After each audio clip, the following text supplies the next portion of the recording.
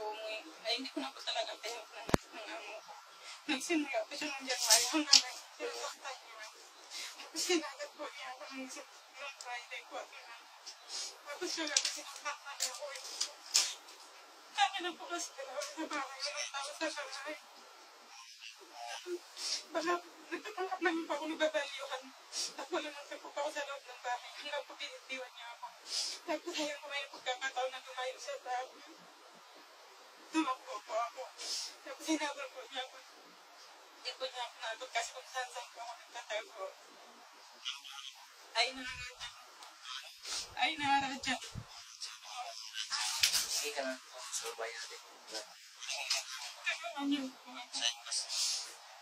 Tulungan niyo. Hindi ko na po kawawa ang sakit na nanay ko. Pati pagkakamali ko kahit awan. Ano sana parang sinasampa niya ako. Sampa ko.